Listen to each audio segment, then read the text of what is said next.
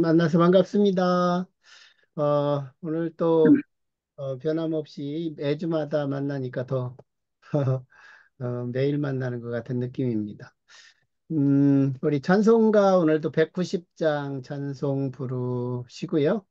우리 오늘 이렇게 처음 들어오신 우리 연무중앙교회 담임 목사님이신 이상무 목사님께서 기도해 주시고, 또 오늘은 10장, 벌써 10번째 강의가 시작되네요. 이 성령의 증거에 대해서 기대감이 넘치고요.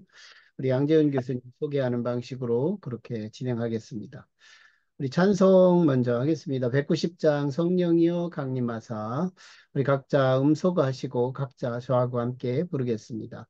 성령이여 강림하사 나를 감하시고 애통하며 회개한 맘 충만하게 하소서. 예수여 비오니 나의 기도 들으사 애통하며 회개한 맘 충만하게 하소서. 성령이여 강림하사 그 신권능 주소서. 원하옵고 원하오니 충만하게 하소서. 예수여 비오니 나의 기도 들으사 애통하며 회개한 맘 충만하게 하소서. 이미 없고 연약하나 엎드려서 비오니 성령 강림하옵소서. 충만하게 하소서. 예수여 비오니 나의 기도 들으사 애통하며 회개한 맘 충만하게 하소서. 정케하고 위로하사 복을 받게 하시고 충만하게 하시오니 무한 감사합니다. 예수여 비오니 나의 기도 들으사 애통하며 회개한 맘 충만하게 하소서. 아멘. 오늘 우리를 대표해서요, 우리 이상목 목사님, 남부연의 연무중앙교회에 심호하시는 우리 이상목 목사님 기도 인도 하시겠습니다. 살아계신 하나님 찬양드립니다.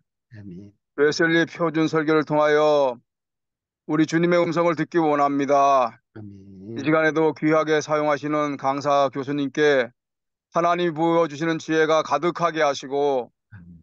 함께하는 저희들 모두에게도 동일하신 은총을 베풀어 주옵소서. 아멘. 웨슬리 표준 설교를 통하여 주님 말씀하여 주옵소서. 이 아멘. 시간 우리 모두에게 하나님 영적인 배가 충만해지게 하시고 아멘. 웨슬리 가슴이 회복되는 은혜의 시간 되게 하옵소서. 우리 주 예수 그리스도 이름으로 기도드립니다. 아멘. 고맙습니다, 목사님. 네. 자, 이 시간에는,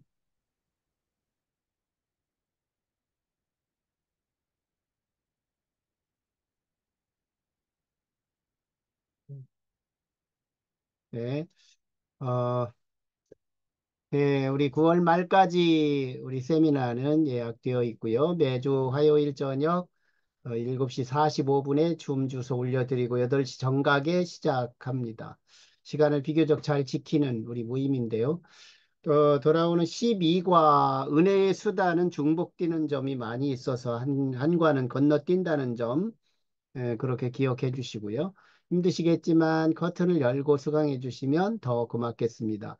그리고 강의가 끝나면 음소거 모두 하시고 강의를 들으시면서 질문 상황이 있으면 체크해 두셨다가 이렇게 시작 시간에 함께 Q&A 했으면 좋겠고요.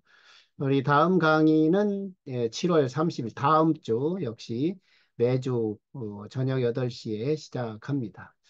네, 지난주에도 우리 인간의 3단계 자연적 형상, 율법적 인간, 그리고 복음 안에 있는 은혜의 인간 세 가지 유형을 함께 은혜롭게 강의해 주신 우리 양재훈 교수님, 오늘은 성령의 증거, 어떻게 증거하실까 한번 기대하면서 오늘 우리 교수님 뜨겁게 박수함으로 시작하겠습니다. 안녕하십니까. 네, 예, 제 반갑습니다. 목소리 잘 들리세요? 네, 잘 들립니다. 예, 반갑습니다. 일주일 매주 이렇게 하니까 시간이 빨리빨리 돌아오는 것 같아요. 예, 오늘은 지난주에 이어서 10번째 표준설교 10번 성령의 증거 강론 1번 함께 살펴보도록 하겠습니다. 표준설교 여러분 책 갖고 계시니까 목차를 한번 이렇게 보시면은 한번 보세요. 이렇게 어, 이제 이 표준설교 44편 구성이 웨슬리 목사님이 아무렇게나 그렇게 막 던져놓은 게 아니고 나름대로 이렇게 플랜을 갖고 구조화한 겁니다. 그래서 그 1번부터 우리가 믿음에 의한 구원, 그 Almost Christian, 그다음에 뭐 잠자는 자의 깨어나라부터 쭉 해서 믿음에 의한 칭의, 의, 하나님 나라, 성령 뭐 이런 거 쭉 했습니다. 지난주에는 우리가 노의 영, 양자의 영 이런 것도 했고요.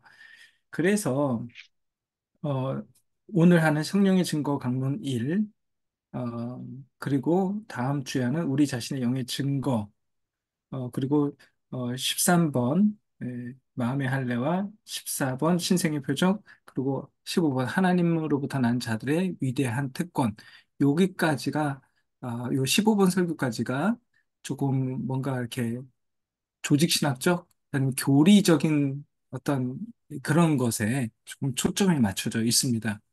어, 그리고 16번 설교부터, 이제 16번 설교가 이제 산상수훈부터 시작하는데, 거기서부터 이제 4번까지는 그 실제적인 어떤 행동, 실천에 관한 문제. 그러니까 이론과 실제라고 한다면 그 15번까지가 이론, 그 16번 설교부터는 그럼 실제적으로 구체적인 어떤 행동 지침에 대한 그런 것들로 구성되어 있습니다.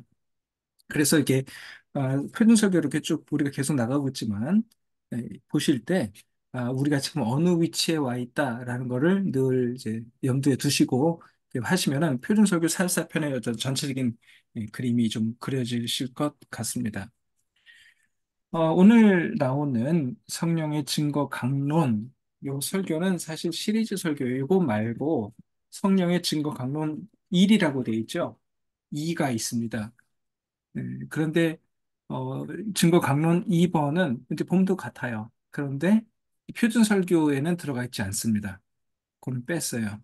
그리고 성령의 증거 강론이 들어가 있습니다. 그래서 혹시 여러분 그 기독교 서예에서 나온 그 150편이 다 있는 그 설교집 거기 보시면은 성령의 증거 강론 두 번째, 강론 2, 그게 있어요. 네.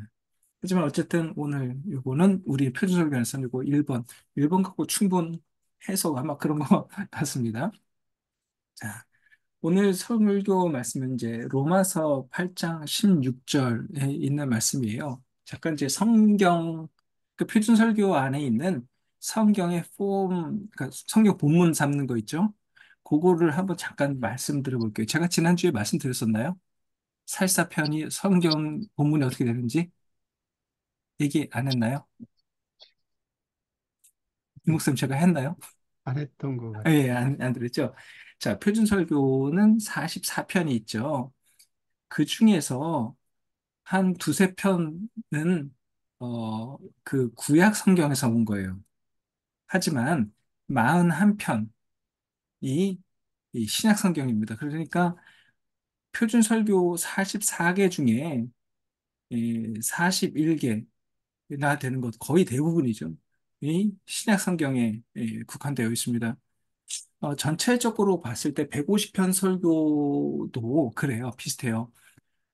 150편 중에서 신약 성경을 본문으로 한 것이 한 100편 정도 돼요. 100편. 제가 지금 정확히 카운트를 해봐야 되는데, 꽤 많습니다. 구약이 별로 안 쓰여요. 그래도 그 중에서 구약을 좀 쓰긴 했지만, 특히 표준 설교 같은 경우는, 세 편 빼고는 다 신약이죠. 그 중에서, 그러면 그 40편이 넘는 신약 성경 본문을 삼는 구절에서 그러면은 신약의 27권을 어떻게 활용하고 있나 이거를 살펴봤더니 특징이 두 개 나타나요. 어, 로마서하고 마태복음을 상당히 많이 씁니다. 마태복음 같은 경우는 19편인가 그렇게 돼요. 굉장히 많아요. 제일 많아요. 그리고 로마서가 9편. 그러니까 41개, 그러니까 44편 설교 중에서 로마서를 본문으로 삼은 게 9편 정도 됩니다. 굉장히 많아요. 그리고 그보다 더 많은 것은 마태복음입니다. 나머지는 뭐 에베소서도 오고 뭐 요한일서도 오고 뭐 여기저기서 조금씩 갖고 옵니다. 이게 많이 건너뛰어요. 뭐 안 쓴 것도 많습니다. 사도행전도 오지만 어, 그런데 특히 마태복음하고 로마서를 많이 써요. 그 이유는 음, 어떻게 보면 이 44편의 설교 구조가 거기에 맞춰져 있어요. 왜 그러냐면 아까 제가 말씀드렸잖아요. 1번부터 15번 설교가 어떤 그 이론적인 것, 그러니까 구원의 과정, 우리가 보통 이제 표준 설교 전체가 이제 구원의 과정인데 거기에 대한 어떤 칭의, 뭐 회개, 뭐 이런 것들에 대한 쭉 얘기고요. 그 다음에 또 다른 파트가 성화의 과정, 그러니까 실제 어떤 실천, 크리스천의 삶의 실천의 문제 이렇게 이 둘로 나눠준다 그랬잖아요. 근데 로마서의 내용이 바로 그래요. 로마서가 여러분 잘 아시겠지만 구체적인 어떤 구원의 과정, 어떻게 우리가 구원을 받게 되는가, 뭐 대표적인 예가 이제 믿음으로 말미암는 뭐 구원, 칭의 뭐 이런 얘기들이죠. 이런 것들이 로마서를 주로 활용하고요. 제가 이제 아까 말씀드렸던 후반부, 즉 크리스천의 어떤 실천적인 문제, 그거는 마태복음하고 많이 연결됩니다. 왜냐하면 마태복음 자체가 다른 성경도 마찬가지지만 이제 야고보서하고 굉장히 비슷합니다. 마태복음이 사복음서 중에서 굉장히 어떤 실천적인 것들이 굉장히 강한 복음서예요. 어, 대표적인 예가 그래서 마태복음 5, 6, 7장에는 산상수훈이죠. 그건 뭐 쉽습니다. 그거는 어, 실천에 대한 크리스천의 삶에 대한 부분이잖아요. 그래서 16번부터 28번 설교 이 13편이 산상수훈 강해 설교고 당연히 다 마태복음 본문입니다. 그리고 신약 성서 주석 아마 여기 계신 분들 중에서 제 나번역은 그 웨슬리 신약 성서 주석 갖고 계신 분도 계신 것 같아요. 한번 보세요. 그거 보시면은 네 개 마테마가 누가 요한인데 웨슬리 목사님이 이 마태복음에 굉장히 정성을 많이 들였어요. 그걸 보시면 압니다. 그래서 이 두 가지 밸런스가 딱 맞아요. 제가 왜 이 말씀을 드리냐면은 오늘 설교 성령의 증거 강론 이 내용이 또 거기에 이 프레임에 딱 맞춰져 있어요. 그래서 한번 살펴보겠습니다. 이 성령의 증거 강론 요 설교가 언제 만들어졌는지는 의견이 분분한데 웨슬리 학자들은 보통 1746년 5월에서 8월 뭐 이 정도 그러니까 그 여름 정도로 잡아요. 제가 그래서 이제 그 웨슬리의 저널 일지 있잖아요. 거기를 제가 다 읽어봤어요. 그 부분을 5, 6, 7, 8월까지 다 읽어봤어요. 예, 지난주 설교 같이 어, 예, 예, 우리가 지난번에 했던 그 설교 뭐 노예의 영, 양자의 영 이거는 제가 지난번 말씀드렸던 것처럼 실제로 그 날짜가 딱 나와요. 예, 제가 말씀드렸잖아요. 그 일제 내가 요런 내용으로 이날 설교했다 딱 나오는데 이 성령의 증거 강론은 정확하게 나오지는 않아요. 그래서 이게 왜 그때로 잡았는지는 저도 잘 모르겠어요. 하지만 1746년에 많은 일들이 있긴 있습니다. 이 성령의 증거 강론, 이 성경 본문이 로마서 8장 16절이죠. 성령의 친히 우리의 영으로 더불어서 우리가 하나님의 자녀인 것을 증거하신다. 라고 하는 요 로마서 8장 16절에 있는 말씀은 사실 오늘 설교이기도 하지만 웨슬리의 삶에 있어서 실제로 요 구절이 많은 일종의 웨슬리의 생각할 거리, 웨슬리에게 자꾸 생각하게 만들고 웨슬리를 도전했던 성경 구절입니다. 대표적인 예로 우리가 잘 아는 1736년에 1735년 어, 이제 늦가을에 웨슬리 목사님 홀리클럽 멤버 4명이 시몬소 배를 타고 이제 미국 사반나로 조지아주 선교를 가잖아요. 그리고 1736년 1월에 대서양에서 그 폭풍 만나고 거기서 모라비안 교도 만나서 뭐 사느니 죽느니 막 했던 그때 그리고 2월 딱 들어서서 이제 웨슬리 어쨌든 살아남아서 사반나에 도착하거든요. 그래서 사반나에 딱 도착했을 때 이제 그 대서양을 건너면서 웨슬리 목사님이 굉장히 모라비안 교도들에게 어떤 쇼크를 먹어서 충격을 받아서 그들에게 이제 혹할 수밖에 없는 상황이었습니다. 게다가 이 그 조지아주 사바나에 내렸는데 뭐 요즘에야 미국이 되게 되게 좋고 막 그렇지만 그 당시에는 300년 전에 이제 막 그 말 타고 서부개척 그 서부국에 나오는 것도 훨씬 그보다 더 훗날입니다. 그러니까 이제 2주 첫 초창이기 때문에 완전히 그 허허 벌판 광야 뭐 그냥 아마존 생각하시면 돼요. 뭐 그런 분위기입니다. 그 지형이. 그러니까 이제 이 아메리칸 그 인디언들한테 공격도 받고 뭐 이런 어떻게 보면 되게 불안한 상황이잖아요. 미지의 세계에 가서 어, 마치 우리가 영화에서 화성인이 막 그 우주인이 화성 가가지고 막 새로 개척하는 그런 느낌. 그러다 보니까 이렇게 뭉쳐서 살았어요. 그런데 마침 그 모라비안 그 이주민이었거든요. 이민자들하고 또 같은 캠프에 지내게 됐었어요. 웨슬리 목사님이. 그러다 보니까 자연스럽게 모라비안들하고 계속 만남이 이어졌죠. 그때 2월인데 2월 6일인가 그럴 거예요. 그때 그 모라비안 교도 목사였던 스판겐베르크하고 웨슬리 목사님이 대화를 나누죠. 이 스판겐베르크가 웨슬리 목사님보다 상당히 어려요. 한 10살 정도 어린 젊은 친구입니다. 근데 목사님이었어요. 모라비안 목사였어요. 근데 그때 이제 대화를 나누면서 그 유명한 얘기를 하죠. 스판겐베르크가 웨슬리 목사한테 당신은 당신 안에 증거 갖고 있냐? 하나님의 영이 당신의 영과 더불어서 당신 하나님의 자녀라는 걸 증거해주고 있느냐? 라고 하는 질문이죠. 그때 이제 웨슬리 목사님이 뭐 예수님이 뭐 우리를 위해서 인간을 위해서 죽으셨다는 거 나는 알고 있습니다. 그렇게 대답을 하죠.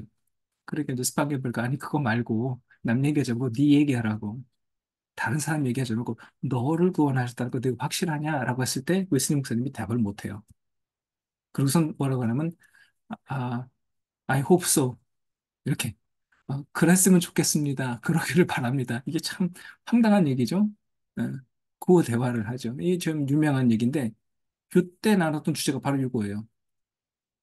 하나님의 영이 너의 영과 더불어서 네 안에서 네가 하나님 자리를 증거해주고 있는 이게 스판게벨가 던졌던 질문이에요. 요게 오늘 설교 본문이에요. 뿐만 아니라 이제 이게 다 끝나고 1738년에 다시 이제 영국으로 돌아오잖아요. 올더스 게이트 이제 바로 전이죠. 그러니까 아메리카 선교에서 웨슬리 목사님이 실패하고 다시 이제 영국으로 돌아와서 1738년 5월 24일에 올더스게이트에서 이렇게 체험을 하잖아요. 5월 24일 그 전전날, 그러니까 5월 22일이죠.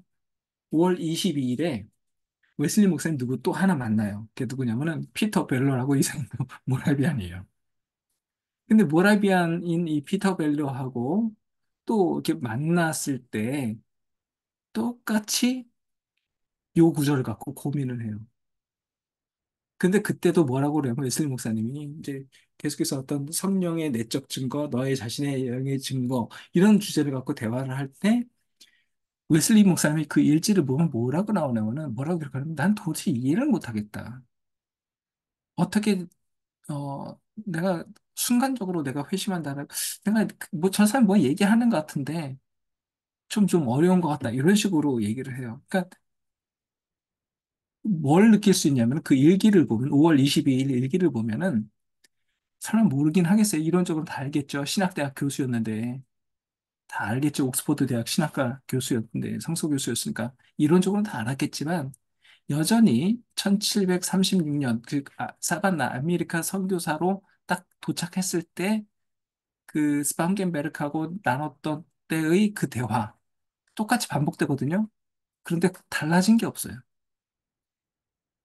36년이나 38년이나 그 영국 저 아메리카에서 그렇게 고생을 하면서 그렇게 했음에도 불구하고 발전이 없었어요. 난 도대체 이해를 못하겠다. 그러다가 그 다음 날 올더스게이트에서 체험을 하죠. 그때 많이 바뀌었습니다.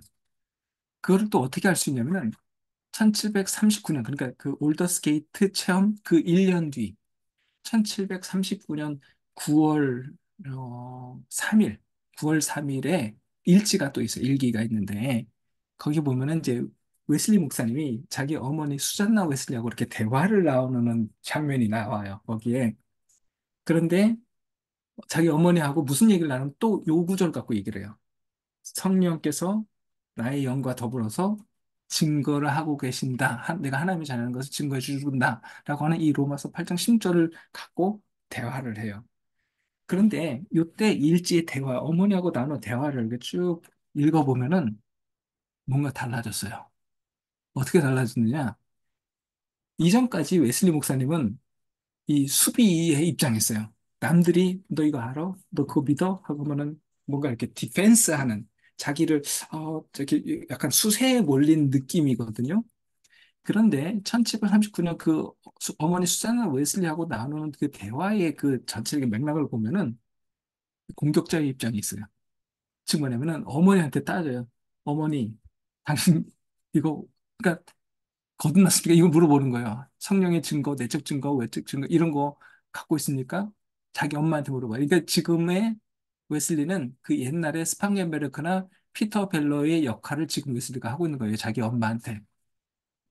그런데 흥미로운 거는 여러분 잘 아시다시피 제가 누차 말씀드렸듯이 수잔나 웨슬리 그 사모님이 보통 분이 아니잖아요. 자기 자식을 말씀으로 철저히 키웠고 굉장히 어떤 청교도적인 정신으로 살았던 분인데 그 1739년이면은 훨씬 이후잖아요. 근데 그 어머니의 답변을 보면은 어떻게 보면 약간 기가 막혀요. 나쁜 의미로 기가 막혀요. 아니, 왜 사모님이 저러지? 목사님 사모님이 내가 알던 수잔나가 맞나라고 할 정도로 뭐라고 그러냐면은 이제 아들 웨슬리 목사님이 이렇게 물어보니까 성령의 내적 증거, 성령이 증거하시고 나의 영이 증거하는 거 어머니 믿습니까? 이런 거 물어봐요. 그러니까 수잔나 사모님이 뭐라 그러냐면은 아니 성령의 내적 증거라는 것들이 내가 기독교인인데 기독교인이 그런 것에 대해서 맞아. 내가 확신할 수 있어 라고 하는 것이 거듭난 그리스도인이 갖는 특권? 난 못 믿겠어. 난 이해가 안 돼. 라고 얘기를 해요. 불과 몇 주 전까지 자기가 이해를 못 했다라고 얘기해요. 그러면서, 하지만, 이제 나는 그거를 이제 그게 무슨 말인지 내가 느낌으로 알겠다. 나 확증한다. 라고 아들한테도 얘기해요. 그러니까, 즉, 1739년, 예를 들면은 8월까지만 하더라도 수잔나 웨슬리는 그게 그 옛날에 존 웨슬리 같은 모습이었던 거예요. 그러니까 참 재밌어요. 존 웨슬리도 보세요. 옥스포드에서 대학 교수를 했잖아요. 신학과 교수, 신학 교수를 했어요. 헬라어 가르치고 주석 가르치고 다 했어요. 미국에 선교사로 갔어요. 그런데도 성령의 내적 증거, 자기 자신의 증거에 대해서 이론은 아는데 확증이 없었던 거예요. 근데 수잔나 웨슬리도 똑같아요. 방금 말씀드렸듯이 어렸을 때 자기 자식 그렇게 신앙적으로 헬라어 원서 가르치고 경건 운동 시키고 경건 훈련 시키고 얼마나 꼬장꼬장했어요. 그랬는데 웬걸 수잔나도 똑같은 얘기를 하고 있는 거예요. 그래서 그 일기 1739년 일지를 보면 어떤 느낌을 받냐면 야 수잔나 웨슬리가 1739년에 회심했나 보다라고 하는 느낌을 받을 정도예요. 그러니까 어떻게 보면은 제일 먼저 우리가 알려진 바로 제일 먼저 회심한 건 찰스 웨슬리예요. 1738년 5월 21일에 회심했다고 그러거든요. 자기가 거듭났다고. 그 다음 날 올더스게이트에서 존 웨슬리고 어머니 저 수잔나 웨슬리는 그 다음에 1739년 그 이듬해인 것 같아요. 그게 참 이해가 안 가죠. 자, 그런데 어쨌든 이 수잔나 웨슬리하고 대화를 나눌 때도 그렇게 얘기해요. 그때 무슨 수잔나 웨슬리 사모님이 수잔나 사모님이 뭐라고 얘기하냐면은 이런 방금 전에 제가 말씀드린 그 얘기를 하니까 웨슬리 목사님이 물어봐요 또 어머니한테 외할아버지 얘기를 하는 거예요. 그러니까 수잔나 웨슬리의 어머니 아버지 그 아네슬리 박사님이잖아요. 아네슬리 즉 그러니까 웨슬리 목사님의 외할아버지 그분이 박사예요. 어, 신약 박사인데 성서학 박사예요. 신학교 교수였어요. 그러면서 웨슬리가 물어보죠. 그러면 외할아버지는 어땠어요? 하고 물어봐요. 그러니까 수잔다가 뭐라고 답을 하냐면은 글쎄다. 내가 가만히 생각해 보니까 우리 아버지가 그런 거 설교하는 거 내가 들어본 적이 없는데 이렇게 얘기를 해요. 그게 좀 기가 막힌 거죠. 이게 성령의 내적 증거와 내가 하나님의 자녀로 거듭났다고 하는 것을 성령이나 나의 영이 증거로 확증해 준다라고 하는 그 로마서 8장 16절 갖고 수잔나 어머니뿐만 아니라 자기 아버지 아네슬리 박사까지도 그런 걸 안 했다라는 거예요. 게다가 아네슬리 박사는 존 웨슬리는 박사가 아니에요. 석사까지만 했어요. 근데 그 외할아버지는 박사까지 했어요. PhD. 그런데도 그거 성사학으로 신학 박사였는데 그런데도 불구하고 그 할아버지도 그런 얘기를 안 했다라는 거예요. 그래서 수잔나 웨슬리가 글쎄 생각해보니까 우리 아버지 그런 얘기 안 하던데 이랬다라는 거예요. 너무 기가 막히죠. 자, 어쨌거나 이 39년쯤에 들어서서 존 웨슬리의 입장이 완전히 바뀌어요. 그러니까 이전에 피터 벨러나 스판겐베르크의 역할을 자기 어머니한테 하고 있어요. 그래서 어떻게 가만히 보면은 지금 39년에서는 존 웨슬리가 스판겐베르크 피터 벨러 같고 어머니 수잔나 웨슬리가 그 옛날의 존 웨슬리 같아요. 자, 어쨌거나 이게 그런데 지금 말씀드렸듯이 이런 얘기들이 자꾸 나오잖아요. 그러니까 이 주제, 로마서 8장 16절, 성령의 증거와 우리 자신 영의 증거, 요 주제가 굉장히 웨슬리 목사님의 그것이 뭐 올더스게이트 이전이든 이후든 상관없이 쭉 이어서 그 이후까지도 계속해서 굉장히 중요한 키워드로 자리 잡았던 것 같아요. 그래서 사실 이거를 시리즈 설교로 성경의 증거 강론 1, 2, 게다가 2는 표준 설교에서 빠졌지만 다음 주에 할 설교 11번 설교가 우리 자신의 영의 증거예요. 그러니까 어떻게 보면은 성령의 내적 증거와 우리 자신의 영의 증거 요 주제는요. 설교가 세 개나 돼요. 표준 설교에 두 개, 그밖에 하나 이런 식으로 이렇게 뻗은 게 그만큼 이거를 중요시 여겼다라는 겁니다. 어, 흥미로운 거는 이게 이제 보통 우리가 1746년에 요것이 나왔다고 그래요. 학자들이 보통 얘기했는데 그 일지에는 그렇게 구체적인 것이 나오지는 않습니다. 그런데 그때 이렇게 일지 1746년에 일기들을 쭉 보면은 재미난 현상들이 하나 발견돼요. 뭐냐면은 귀신 얘기가 그렇게 많이 나와요. 귀신 얘기. 이게 무슨 뜬금없는 소리냐. 그 웨슬리 목사님의 신비 체험 얘기가 나와요. 곳곳에서. 그 어떤 은 특히 일화들을 여러 개 소개하는데 뭐 어떤 애가 뭐 그런 거 있잖아요. 귀신에 들렸는데 이래서 뭐 축마하는 거 있잖아요. 귀신 쫓아내는 거. 이런 얘기. 그리고 아이가 죽었다가 뭘 내가 죽었는데 뭘 보고 뭐 이런 거 하는 거. 그런 얘기들이 의외로 많이 나와요. 요즘에. 그런데 그 기록을 보면은 43년도에 했던 얘기들도 다시 하거든요. 그러니까 요때, 그러니까 희한하게 그 전에 올더스게이트 이전에는 그런 얘기들 별로 없거든요. 근데 그 이후에 보면은 웨슬리가 어떤 신비 체험, 특히 마귀 귀신 쫓는 얘기, 그리고 어떤 애가 뭐, 어떤 얘기도 나오냐면 3살짜리 애인데 3살짜리 애가 죽는 얘기가 나와요. 아, 가슴 아프게도 3살짜리가 죽은데 죽어가면서 엄마한테 엄마 슬퍼하지 마세요. 조금 있으면 엄마 나 천국에서 만나요. 뭐 그러면서 왜 엄마는 좀 더 있다 오실 수 있고 뭐 어떤 남자의 자기 친구한테는 야 너 지금 장난감 갖고 놀 때냐? 너 나랑 기도하자. 뭐 이런 얘기도 막 나와요. 이런 약간 뭔가 좀 신비한 얘기들이 요즘에 많이 벌어져요. 혹시 그 이런 것들에 대해서 관심 있는 분은 그 번역된 게 있어요. 우리나라에 그 웨슬리와 미라클인가 하는 책이 있어요. 한번 검색해 보세요. 거기 보면은 그게 안 두꺼워요. 한 100 몇십 페이지, 한 200페이지도 안 되는 것 같은데 갈색 표지로 돼 있어요.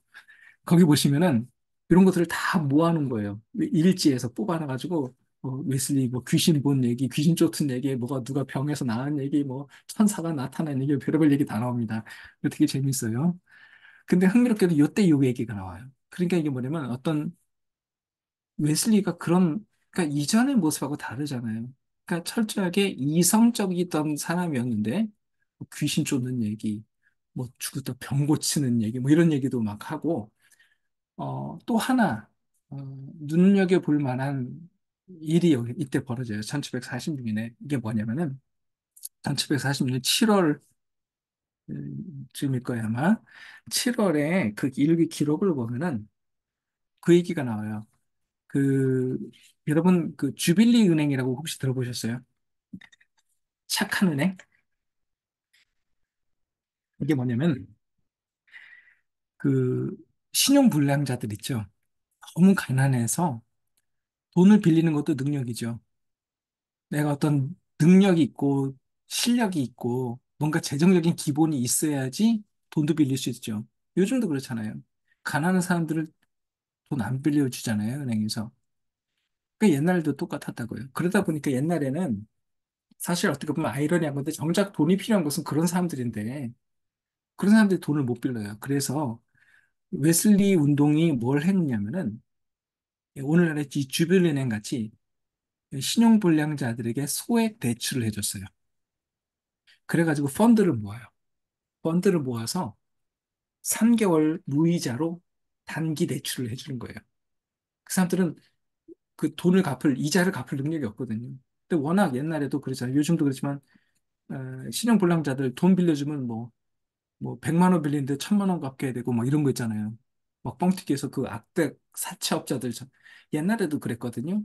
그 이런 부작용들이 있으니까 웨슬리 목사님이 그걸 했어요. 그래서 감리회에서 그 메소디즘 운동 중에 이 어떻게 보면 주빌리 은행, 그 착한 은행이라고 그러나요? 요게 사실 우리 감리교에서 시작한 거예요. 근데 이게 언제나 1746년 요때였어요. 요때 기록이 나옵니다. 그래서 이게 점점 펀드가 모아지고 커져요. 자, 이게 뭘 얘기해 주냐면은 이 두 가지 여러 가지 모습이 나타난다는 거예요. 하나는 어떤 여전히 성령의 어떤 내적인 증거, 그리고 어떤 신비 체험 이런 것도 있지만 다른 한편으로는 그렇다면 크리스천으로서 어떻게 실제 삶을 살아가야 되는가, 사회 정의라든지 이런 문제들, 아픈 자들을 돌보는 이야기들. 그러니까 어떤 이 열매 맺는 삶에 대한 그런 모습들이 이때 많이 이루어져요. 제가 지난번에 1738년 올더스 게이트 끝난 다음에 6월부터 9월 사이에 웨슬리 목사님 모라비안 교도를 공동체에 같이 살라고 헤르누트 갔다고 말씀드렸잖아요. 기억하시죠? 그때 웨슬리가 실망하고 다시 돌아왔다고 그랬죠? 어, 어떻게 보면 이게 참 맞는 건데, 웨슬리 목사님이 우리는 이제 회심하면 1738년 딱 그것만 생각하는데 그렇지 않잖아요. 정작 1차 회심은 1725년 옥스포드 대학 시절에 있거든요. 자기가 목사 안수 받을 때. 이 1725년에서 27년 요때 즉 나의 삶을 전적으로 하나님께 바치기로 했다라고 하는 그때가 굉장히 중요하고 그때 홀리 클럽에서 많이 했던 것들이 뭐냐면은 그때 두 가지를 같이 하잖아요. 하나가 경건의 훈련 그리고 다른 하나가 사회적 사랑의 실천, works of piety 그리고 works of mercy라고 하는 이 두 가지 요것들이 같이 이루어지거든요. 어, 또 하필이면 그 works of mercy 즉 사랑의 열매 맺는 것들을 강조한 게 실제 홀리클럽 멤버 중에 크나이턴인데 이 사람 또 요때 죽어요. 어, 요 1746 요때. 자, 어쨌든 이 두 가지가 같이 있는데 이것들이 어떻게 보면은 올더스 게이트로 해서 아이고 그거 잘못됐네 하고 손 털어버릴 뻔했다가 헤르누트 갔다 온 덕분에 그것이 다시 살아나는 거예요. 그래서 이 두 가지가 즉 뭐냐면 믿음으로 야 행위가 아니야 그런 거 다 필요 없어가 아니라 행위도 필요해라고 하는 것들 어떻게 보면 그 옥스퍼드 시절에 중요하게 여겼던 것들이 다시 살아나오는 계기가 되게 헤르누트예요. 그러니까 1700 그래서 1738년 10월부터 10월, 11월, 12월, 그다음 39년, 40년, 41, 42, 43, 요때. 그러니까 1739년부터 1740년대 이 초반, 요때가 굉장히 중요한 시기였어요. 그래서 우리가 뭘 볼 수 있냐면 1744년부터 뭘 한다 그랬죠? 기억하세요? 1744년부터 뭔가 하기 시작한 것이 있어요. 혹시 아시는 분 계세요? 1744년에 뭐 했죠? 제1회 연회 했잖아요, 연회. 음, 제1회 연회가 1744년에 모이거든요. 근데 44, 45, 46, 47까지 1회, 2회, 3회, 4회 쭉 나가는데 그 연회 회의록을 한번 보셔요. 그러면은 연회 때 뭐 했는지 나옵니다. 감리사 선거, 감독 선거 이런 거 안 해요. 네. 법이요 이런 거 안 하고 그때 뭐 하죠? 교리를 다듬어요. 칭이란 무엇인가, 완전이란 무엇인가, 성화란 무엇인가 이런 것들을 막 나눕니다. 즉 뭐냐면 이때가 뭐냐 1740년대 이 초반 중반 이때예요. 그러니까 1750년 되기 전까지 이것 우리 감리교의 이거예요. 우리 감리교도들은 메소디스트들은 무엇을 믿고 무엇을 고백하느냐. 이거 교통 정리하는 게 딱 이때예요. 그래서 연회도 모이기 시작하고요. 여러분 잘 아시다시피 1746년, 48년, 1750년 뭘 만들죠? 표준설교 1, 2, 3 볼륨 1, 2, 3 만들잖아요. 표준설교 이게 어떤 이게 작업하는 게 이때예요. 그래서 우리가 웨슬리안의 어떤 교리라든지 이런 것들이 우리는 누구고, 우리는 무엇을 믿고, 우리는 무엇을 고백하는가, 요거를 알고 싶으시면은 1739년부터 1750년, 그러니까 1740년대를 보시면 돼요. 그리고 요 설교도, 오늘 설교도 바로 요때, 딱 그 한가운데 있던 설교입니다. 자, 오늘 설교에서 두 가지 다릅니다. 우리 자신의 영은 증거는 뭐고, 우리 하나님의 영의 증거란 뭐냐? 이게 첫 번째. 이거 어떻게 우리 자신의 영과 하나님의 영이 우리를 증거해 준다는데 이거 어떻게 한다는 거냐? 이게 첫 번째 질문입니다. 두 번째 질문, 이 설교에서 두 번째 파트에서 말하는 거는 뭐냐? 혹시 우리가 나는 하나님의 자녀야 막 이렇게 말은 하는데 이거 혹시 내가 착각하는 거 아닐까? 우리가 요즘 말로 하면 자기 최면 아닐까? 이거 어떻게 구분하지? 이거 마귀가 우리를 속이는 거? 그러니까 나는 하나님의 자녀야 자녀야라고 하지만 그것이 하나님의 음성인지, 네가 스스로 착각해서 말하는 건지, 자기 최면 건지, 그거 어떻게 하냐 이거예요. 요거를 구분하는 법. 오늘 설교에서 이 두 가지를 얘기합니다. 같이 한번 설교를 보시면서 한번 보겠습니다. 자, 1번. 먼저 6을 다루죠.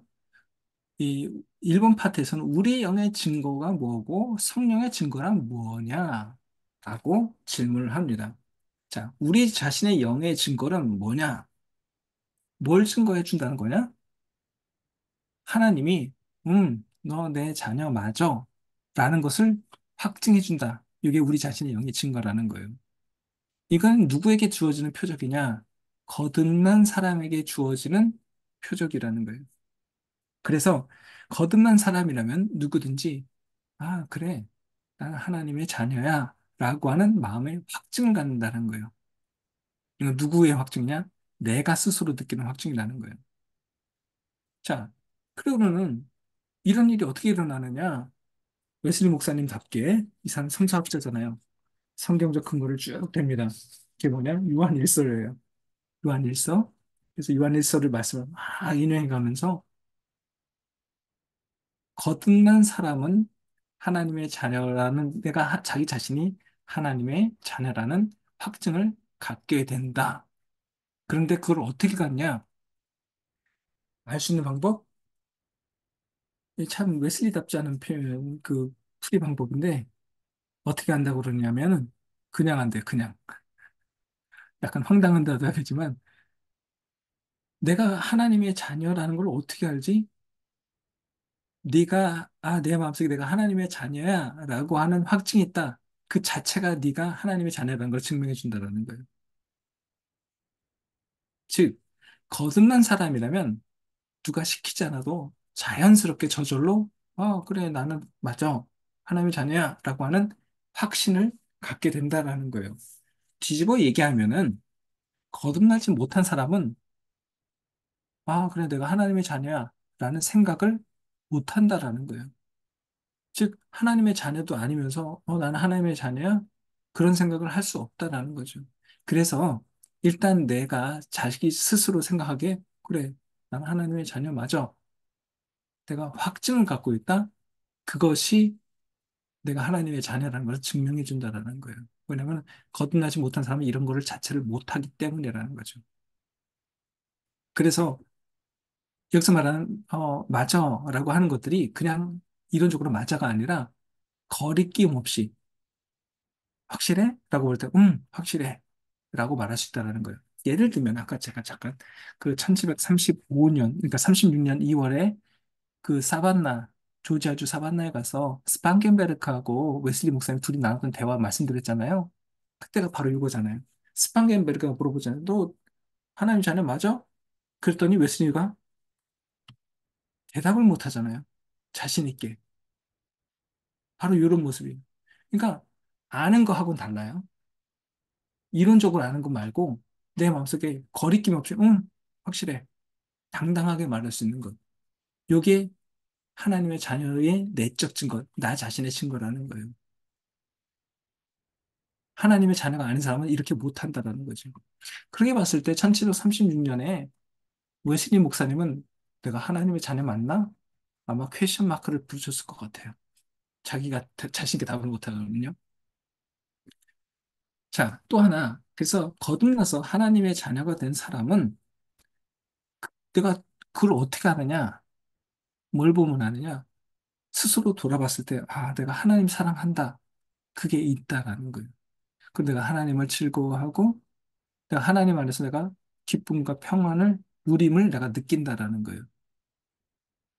그래서 내가 거듭났다라고 한다면은, 내가 하나님을 향해서 살아있다라는 걸 느낀다라는 거죠. 뒤집어 얘기하면, 내 안에 하나님 안에서 내가 살아있다. 하나님을 향해서 내가 살아있는 사람이야. 라는 걸 느끼지 못하고, 아닌 것 같은데? 난 그런 게 하나도 없는데? 라고 하면 어쩌면은 하나님의 자녀가 아니라는 거예요. 네. 왜냐하면 거듭나서 하나님의 자녀가 된 사람은 하나님을 즐거워하고 그 안에서 평안을 누리고 무엇보다 하나님을 향해서 살아있다라는 거예요. 이걸 어떻게 하는, 누가 하느냐? 내 양심이 한다라는 거예요. 거리낌 없이. 주저함도 없고 의심도 없다라는 거예요. 이것이 바로 웨슬리 목사님 말하는 우리 자신의 영의 증거가 바로 이거예요. 자, 두 번째, 그러면은 우리 자신의 영의 증거만 갖고 안 되고 하나님의 영의 증거, 즉 성령의 증거도 있다라는 겁니다. 그러면은 내가 거듭난 사람은 내가 거듭났다라고 하는 것에 대해서 성령께서 그거를 말씀해 주시는데 웨슬리 목사님 말하기를 사실 이제 두 가지잖아요. 이거 나 자신의 영의 증거, 성령의 증거했을 때 순서로 따지면 사실 성령의 증거가 더 먼저예요. 하나님의 영이 먼저 그걸 증거해 주기 때문에 그 결과로 나의 영도 그렇게 증거할 수 있게 된다. 그런 확신을 갖게 된다는 거거든요. 그래서 지금 순서는 우리 자신의 영의 증거를 먼저 설명해 주면 사실 하나님의 영의 증거가 더 먼저예요. 순서적으로는. 자, 하나님의 영이 우리 안에서 증거해 주신다라고 했을 때 그걸 어떻게 할 수 있느냐? 마찬가지예요. 우리 자신의 영이 아, 내가 하나님의 자녀야 라는 것을 느끼는 것처럼 저절로 우리도 느끼게 된다라는 겁니다. 그러니까 하나님의 영이 확증해 주실 때 우리 마음속에 아, 그래, 내가 하나님의 자녀다라고 하는 확신을 갖게 되고 또 하나 하나님을 사랑하고 우리 마음속에 겸손한 사랑과 거룩한 기쁨 그리고 하나님의 말씀에 순종하는 모습 그리고 하나님을 기뻐하는 내 자신의 모습이 보인다라는 거예요. 어, 즉, 이제 거듭나느냐, 안 거듭나느냐라는 것을 뭘 보면 알 수 있냐면 그 사람이 하나님 안에서 머물러 있는가, 그 안에서 기쁨과 평화를 누리면서 하나님과의 사귐이 있느냐, 요걸 보면 알 수 있다라는 거예요. 어, 오늘 설교에서는 안 나왔지만 그 요한복음 그 15장 비유가 나오잖아요. 포도나무, 예수님이 하신 그 포도나무 가지의 비유. 아버지는 농부고 나는 포도나무요, 너희는 가지다. 라고 할 때, 그 비유에서 계속해서 반복되는 표현이 있거든요. 어, 그 헬라어로는 메노라고 해서 머물러 있다. 혹은 우리 개역기적에서는 이제 붙어 있다라고 번역을 하는데, 즉 그 안에 접붙여서 이렇게 붙어져 있느냐. 요것하고 똑같은 거예요. 즉, 우리가 하나님의 자녀로 거듭난 사람인가라는 것은 뭘 보면 말씀하면 내가 그 가지처럼 붙어 있느냐라는 거죠. 뭐, 당연한 논리죠. 나뭇가지에서 그 전지가위로 나뭇가지 잘라버리면 당장 자른다고 그게 죽지는 않잖아요. 그죠? 예. 혹시 전지 해보셨어요? 나무 전적?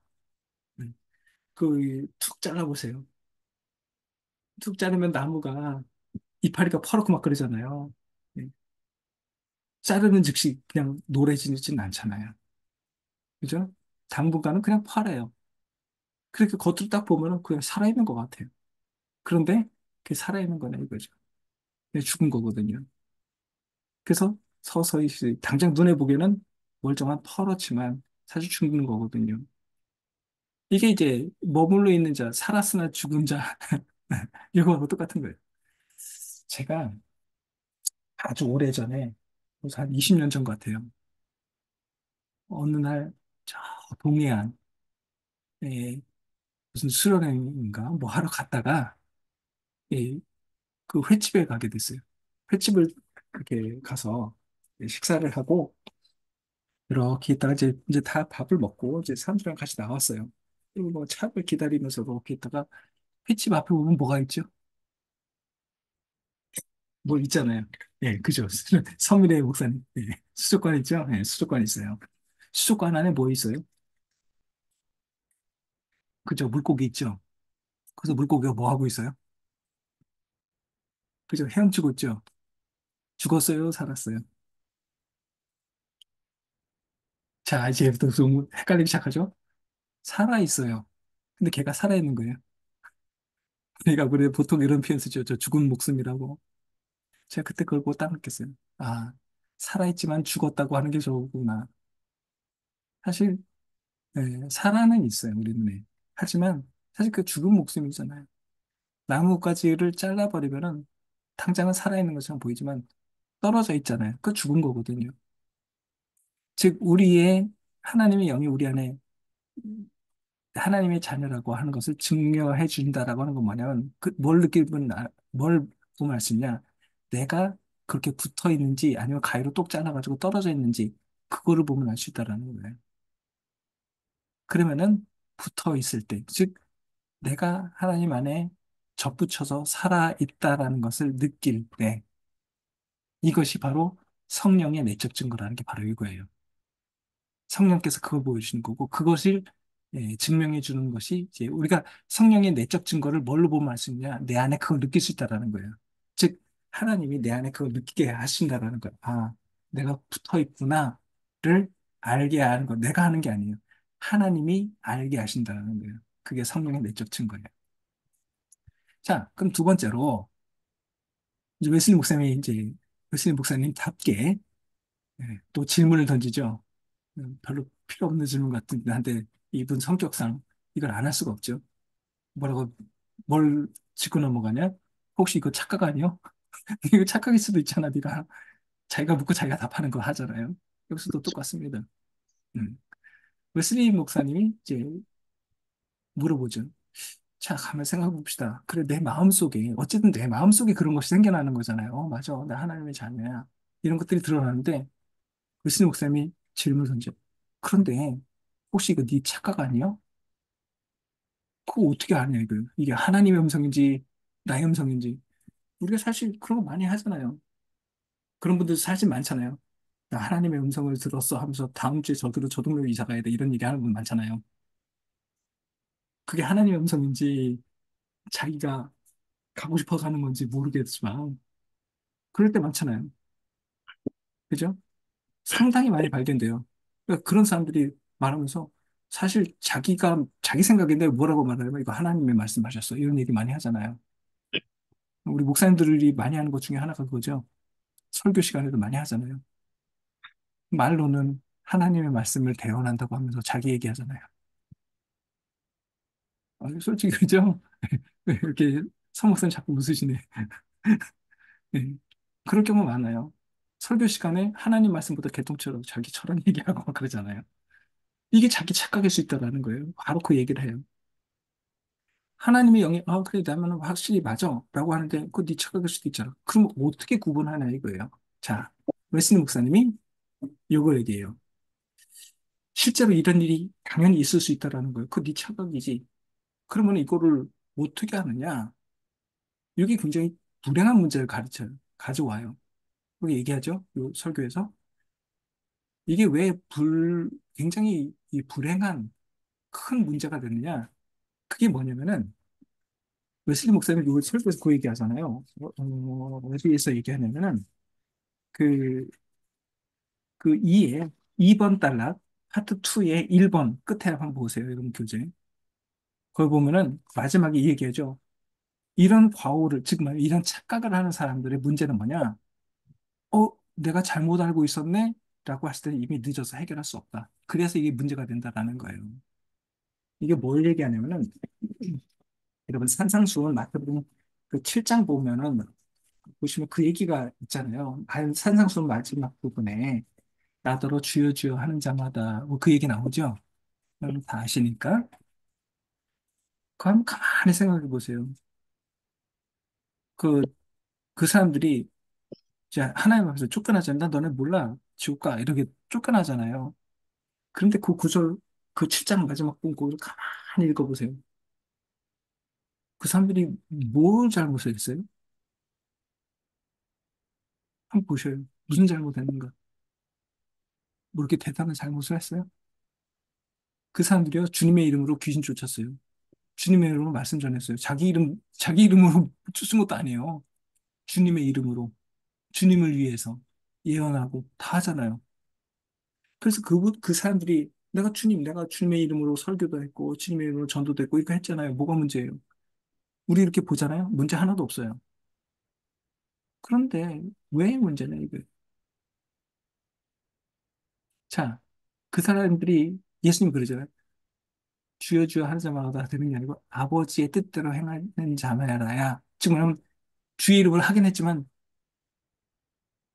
자기 이름으로 한 거예요. 사실 내가 주님의 이름을 말로는 주님의 이름이지만 속으로는 자기 이름으로 했던 거예요. 그런데 얘기하잖아요. 따지잖아요. 그 사람들 이렇게 심판대 앞에 갔을 때 그들의 모습을 한번 상상해 보세요. 굉장히 당당해요. 그죠? 아니 도대체 뭐가 문제예요? 하나님 뭐가 문제예요? 마치 욥하고 똑같아요. 욥기 보세요. 욥이 그러잖아요. 욥기에서 그러잖아요. 욥이 하나님이 틀렸으면 틀렸지 내가 뭐 잘못했냐고 그러잖아요.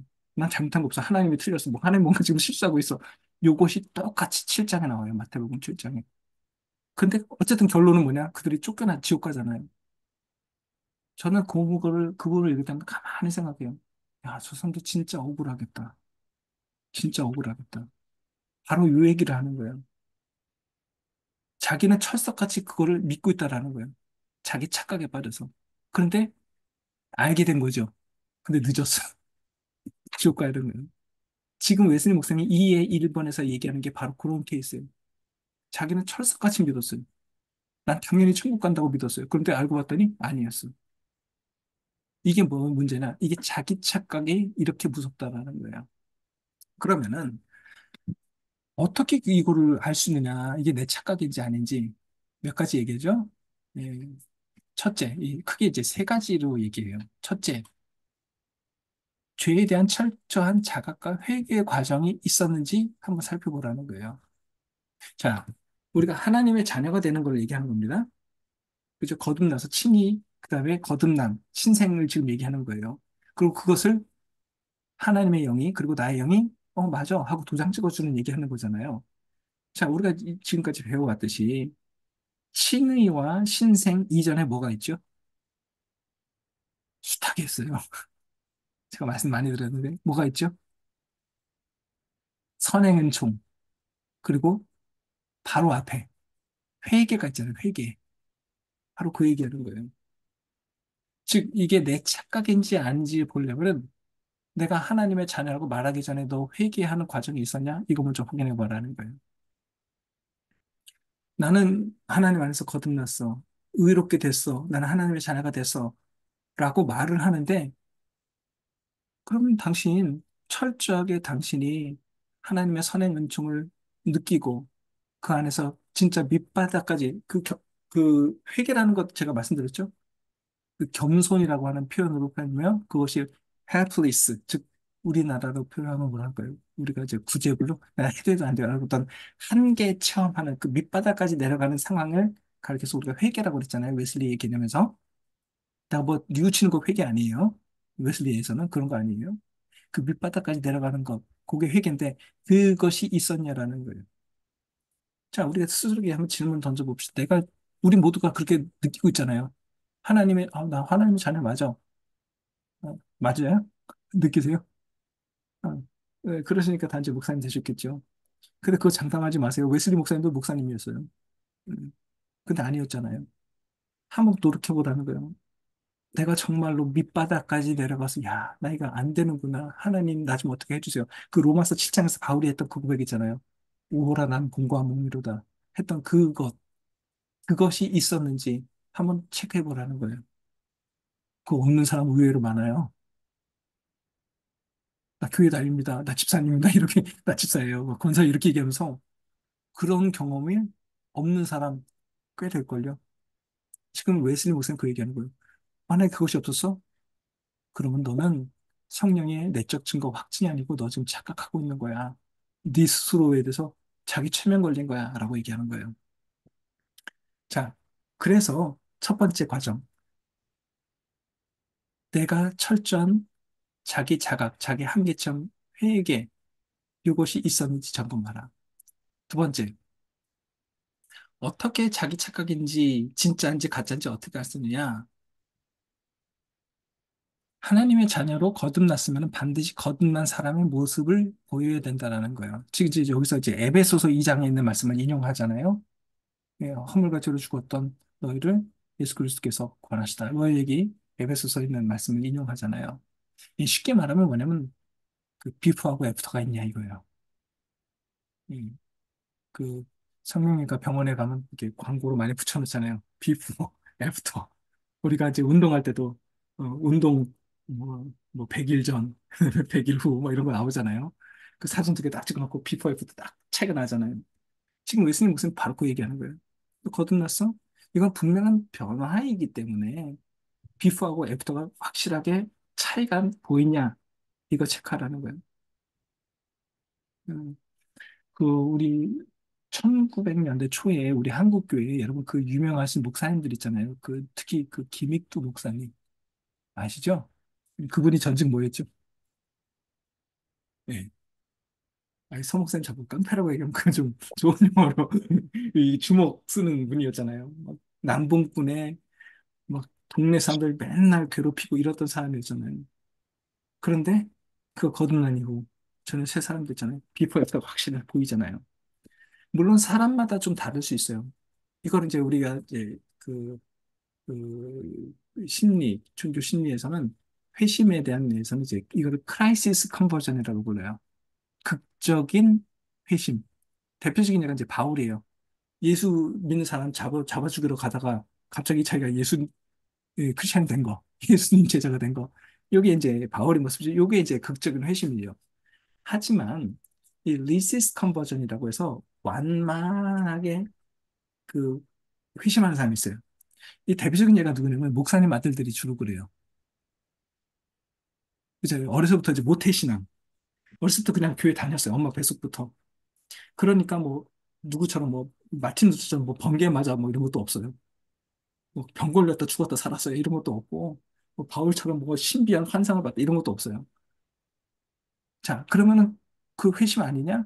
그래서 이제 이 특히 이제 이 모태 신앙들이 약간 이런 것에 대한 컴플렉스가 있죠. 그죠? 그 바울 같은 사람 부러워해요. 나도 한번 뭐좀 몹쓸병에 걸려가지고 좀 살았으면 좋겠다. 뭐 이런 거. 예, 꼭 그러지 않아도 돼요. 그래서 이런 사람들이 뭐냐면 난 회심 안 했나 봐. 거듭나지 않았나 봐. 이런 컴플렉스가 있는데 그렇지 않아요. 왜냐면은 이게 곡선이 쭉 가다가 쭉 떨어질 수 있고 어떤 것은 곡선이 완만하게 그리잖아요. 어쨌든 달라요. 그러면은 물론 이 극적인 회심, 크라이시스 컨버전을 한 사람은 비파고 애프터 확실하게 드러나죠. 그런데 그럼 리시스 컨버전, 즉 모태신앙 같이 완만한 회심을 한 사람은 그게 없느냐? 없어요? 있어요. 언젠지는 몰라요. 하지만 있어요. 근데 이걸 누가 자꾸 공격을 하냐? 이걸 갖고 이용을 잘하는 사람들이 누구죠? 그 이단들 있잖아요, 이단들. 그 구원파. 구원파가 이거 하는 거예요, 구원파가. 몇 월 며칠 몇 시에 구원받았어. 이거 우리 헷갈리잖아요, 모태신앙들은. 그럼 걔네들이 얘기하잖아요. 구원 안 받은 거라고. 그게 아니에요. 언젠지는 모르지만 분명한 사실은 얘기할 수 있어요. 내가 비록 모태신앙이고 내가 뭐 바울처럼 뭐 벼락 맞은 일도 없지만 하지만 한번 스스로에게 물어보고 알고요. 언젠지는 모르지만 어쨌든 옛날하고 내가 지금은 달라. 이게 있냐라는 거예요. 여러분 있으시죠? 내가 몇월 며칠은 얘기는 못해도 특히 이제 모태신앙 같은 여기에 이제 아마 모태신앙 아니고 음, 어느 날 극적인 회심에서 목사님 되신 분들이 있으실 거예요. 하지만 저 같은 경우는 이제 우리 엄마 뱃속부터 교회 다니던 사람이었잖아요. 그러니까 이게 몰라요. 그 몇월 며칠 되라 그러면 못 돼요. 하지만 분명한 것은 언젠지는 모르지만 뭔가 비파가 뭐가 있어요. 그게 있냐라는 거예요. 지금 두 번째, 이게 자기 착각인지 아닌지는 이 비포하고 애프터를 보여봐라 이거예요. 그럼 이걸 어떻게 보느냐? 옛날에 나의 모습이 이랬었는데 지금은 안 그래. 여러분 찬송가 있죠? 찬송가 참 좋아하는 것 중에 하나가 그 여러분 그 내 죄 사함 받고서 예수를 안 믿는 그거 있잖아요. 그 찬송 가사 한번 보세요. 1절에 뭐죠? 내 죄 사함 받고서 예수를 안 믿, 나의 모든 것 다 변했네. 이게 굉장히 우리 그 웨슬리안다운 교리를 잘 보여주는 거예요. 내가 예수를 알고 의롭다 하심을 얻은 다음에 거듭나면은 나의 모든 것 다 변했다. 이 변함이 있어야 된다는 게 before after. 근데 이것이 없다. 즉 그러면 내가 예수 믿기 전이나 믿은 다음이나 난 지금 예수 믿는다. 나 크리스천이에요. 얘기는 하는데 뭐 달라진 게 없어. 그럼 뭐예요? 가짜라 이게 가짜. 이거 착각이에요. 거듭난 게 아니라는 거예요. 웨슬리 목사님이 얘기하는 것이 바로 요 두 번째. 즉, 내 안에, 나 예수님 하나님의 자녀 맞아. 난 구원받았어. 막 그 말로는 그렇게 막 하고 스스로 막 얘기해요. 근데 뭐 비포나 애프터나 뭐 똑같아. 그거 아니라는 거예요. 세 번째, 이게 자기 착각인지 아니면 진정으로 거듭난 건지는 뭘 보면 알 수 있느냐? 성령의 열매를 맺는다라고 얘기를 해요. 그래서 거듭나서 하나님의 자녀가 된 사람은 뭐 예를 들죠. 뭐 성령 뭐 온유, 인내, 뭐 양선 뭐 이런 거 쭉 있잖아요. 갈라디아서는 뭐 이런 것들 웨슬리 목사님도 다 얘기하는데 이게 겉으로 드러난다라는 거예요. 자, 즉 하나님의 자녀, 나 하나님 자녀 맞아. 라고 막 말도 해요. 막 떠들고 다녀. 그리고 또 내 마음속에도 스스로도 맞아. 내가 생각해도 맞는 것 같아. 뭐 이렇게 생각을 해요. 그런데 정작 내 삶에서 그런 것이 안 보여? 그럼 그 착각이라는 거예요. 그런데 하나님의 나 자녀 맞아. 나 하나님 사랑해. 하면서 착각에 빠진 사람은 무슨 모습을 보이냐? 하나님을 자녀다운 모습을 안 보인다라는 거예요. 사과나무에는 뭐가 달려요? 사과요. 배나무에는. 배요. 너무 쉬운 대답이 질문이죠. 네. 사과나무에서 배가 안 달려요. 배나무에서 사과가 안 달려요. 내가 제가 종종 하는 것 중에 하나가 뭐냐면 웨슬리의 레몬나무 비유를 종종 들거든요. 여러분 그거 키워보셨어요? 제가 지금 제 레몬나무 키우는데 이 귤나무 종류의 특징이 있어요. 귤나무 어떻게 혹시 키우시는 분 계세요? 레몬나무를 있잖아요. 그 마트 저 과일이나 나무 시장 가가지고 묘목 시장 가서 이렇게 사오잖아요. 그거 하면은 여러분 그거 많이 해보세요. 마트에서 이마트에서 레몬 사다가 이렇게 먹다가 씹으면 이게 확 심잖아요. 그죠? 네. 해보셨어요? 네, 많이 해보셨나 보네. 그 뭐 나와요? 싹 나오죠? 그거 키워보세요. 레몬 달리나 안 달리나. 제가 옛날에 키운 적이 있어요. 제가 젊었을 청년 때 10년 넘게 키웠어요. 나무가 이따만해. 하나도 안 달려요. 씨를 심었거든. 절대로 씨를 심으면 안 달려요. 그럼 어떻게 하느냐? 행자나무 있죠? 행자. 행자를 이렇게 탁 쳐요. 그리고 거기를 쪼개. 그리고 레몬나무 가지를 갖다가 딱 접을 붙여요. 그럼 거기서 레몬이 쫙 커요. 그럼 거기서 뭐가 달려요? 레몬이 달려요. 자, 이게 레몬나무를 키우는 거고요. 자, 그러면은 요게 탱자나무 뿌리에다가 레몬 가지를 접붙여서 여기 키웠어요. 그럼 이게 레몬나무예요? 탱자나무예요? 어려운 질문인 거죠. 한번 생각해보세요. 이게 레몬나무일까요? 탱자나무일까요? 레몬. 탱자다. 뿌리가 탱자인데 탱자. 레몬나무라고 말할, 이건 레몬나무예요. 그걸 어떻게, 예를 들어서 그걸 갖고 이제 마트시장 가가지고 나무, 농목시장 가서, 아이, 사장님, 내 레몬나무 샀는데 왜 탱자나무를 주셨어요? 따지면은 그 사장님 뭐라 그래요? 아, 왜 그러세요? 이러잖아요. 레몬나무 맞아요. 이러잖아요. 이거 레몬나무라 그래요. 그거 어떻게 알아요? 레몬나무인지. 왜 그게 레몬나무죠? 대답은 간단해요. 거기 레몬이 달려요. 레몬이 달리잖아요. 거기 탱자 안 달려요. 즉, 그 나무가 레몬나무인지 탱자나무인지는 뭘 보면 안 돼? 그 열매를 보면 안다는 거예요. 그 뿌리가 어쨌든 그건 중요하잖아요. 제 아무리 레몬 가지를, 레몬 나무의 모습을 하고 있어도 레몬이 안 달린 건 레몬나무라고 할 수 없어요. 즉, 성령의 열매가 맺힌다라는. 그러면은 내가 하나님의 자녀로 확증을 하면서도 나는, 나는 하나님의 자녀, 이것이 착각이냐, 아니냐, 이거 뭐 분할 수 있냐. 그 안에 성령의 거룩한 열매, 특히 거기에 말과 행실, 이런 것에 대해서 어떤 그런 하나님의 뜻을 이루려고 하는 노력이나 그런 열매나 이런 것들이 있냐 이거예요. 말로는 하나님의 자녀가 아니라 하나님의 자녀 할아버지도 할 수 있어요. 그럼 뭘 보면 알 수 있느냐? 나는 맺혔는데 안 맺혔는데 그거를 떠나서 우리가 그 마태복음 7장에 보면은 그 중간쯤에 보면 그거 있죠. 좁은 길, 좁은 문, 요 비유 나오죠. 예수님 하신 말씀. 웨슬리 목사님 요 설교도 그 얘기를 해요.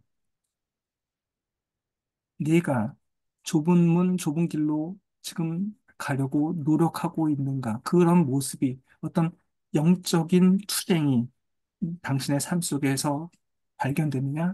이거 체크해 보라는 거예요. 가만히 생각해 보세요. 내가 뭐 때로는 뭐 업도 있고 다운도 있어요. 그건 중요하지 않아요? 업이 됐든 다운이 됐든 살다 보면 업도 되고 다운도 되잖아요. 하지만 그거하고 상관없이 내 안에 늘 하나님의 자녀로서 하나님 뜻대로 살고자 하는 피나는 내 영적 투쟁이 있는가? 이거 보라는 거예요. 때로는 그 구원파들이 그런 거 얘기하잖아요. 너 그렇게 살아? 나는 아닌데? 나는 요즘 죄를 많이 졌는데? 그런 거 얘기하죠. 그런 너는 아니야. 너 하나님의 자녀 아니야. 이 얘기하잖아요. 이게 그 이단 사탄들의 이게 속임이에요. 이단 사단의 속임수예요. 그게 아니고 그것보다 더 중요한 건 뭐냐?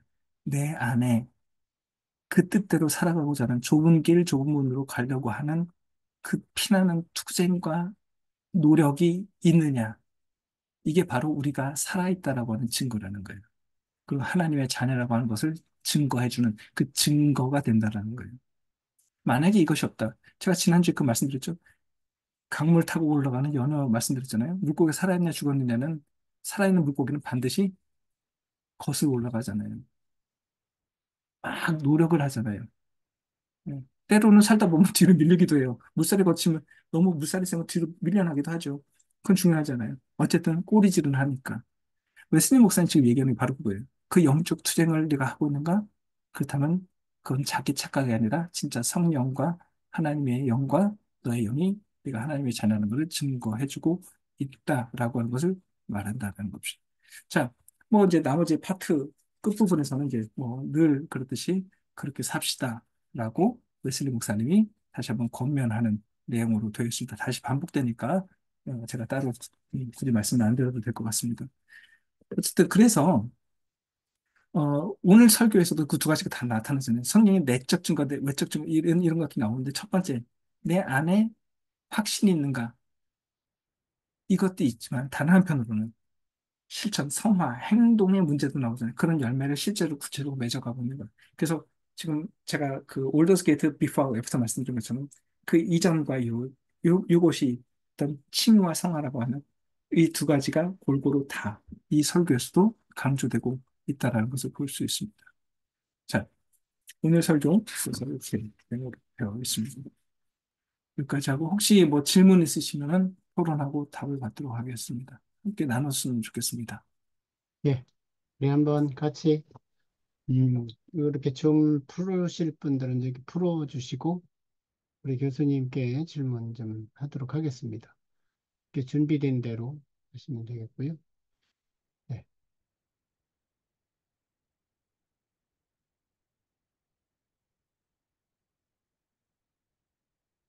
너무 잘 아셔서 강의를 너무 잘하셔서 예, 할 게 없으신가?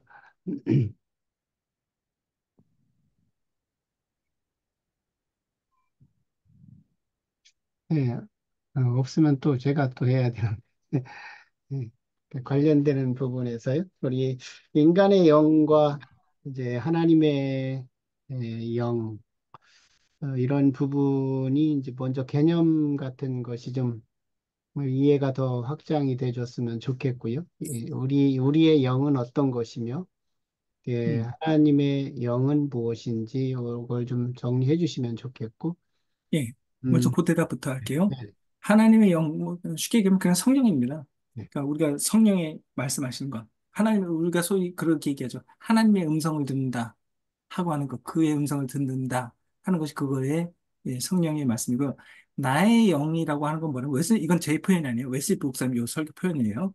양심입니다. 음, 양심. 그러니까 내 안에, 그러니까 여기서 말하는 양심은 우리가 보통 도덕 시간에 얘기하는 사람들이 양심이 없어 할 때 그 양심이 아니에요. 여기서 말하는 양식 뭐냐면 내 안에 내면에 깊은 나의 자아, 솔직한 나의 자아, 음, 거짓 없이 진짜 거울 앞에서 내가 솔직하게 1대1로 나 자신과 맞댔을 때 내 마음 깊은 곳에서 솔직하게 나오는 것. 요게 양심이에요. 그게 음. 우리 영을 그 양식, 그렇게 표현해요. 웨슬리는. 그 우리가 말하는 영혼, 혼이라고 하는 그런 부분으로도 봐도 될까요? 그건 좀 어려운 개념이에요. 영과 혼과 이 영과 혼을 구분하잖아요. 이게 사실 그거는 이제 그 그리스 로마 철학적인 개념이에요. 그것이 이제 기독교로 같이 들어왔는데, 그거를 영은 또 다른 차원, 그러니까 혼은 우리가 보통 이제 어, 우리를 움직이게 하는 어떤 그런 것들, 그리고 영은 또 다른 차원이잖아요. 우리가 음, 어떤 종교적인 차원, 또 하나의 신비의 세계, 그런 면에서 조금 구분이 될 수 있을 것 같아요. 음. 그러니까 이제 우리 인간의 영을 웨슬리 입장에서는 차라리 양심에 맞추어서 이해하는 것이 더, 그렇죠? 그러니까 예, 일종의 보면 그러니까 우리가 이제 서양 철학으로 하자면 혼의 개념이 좀 바뀌고, 혼이 어떤 나의 마음, 나의 깊은 생각, 나의 자아 이거거든요. 예, 그런데 이제 그거를 어 단지 저선 양심도 없어 할 때 그런 개념 말고 음. 어떤 종교적인 의미, 신앙적인 의미를 같이 결부시켜서 얘기하는 거.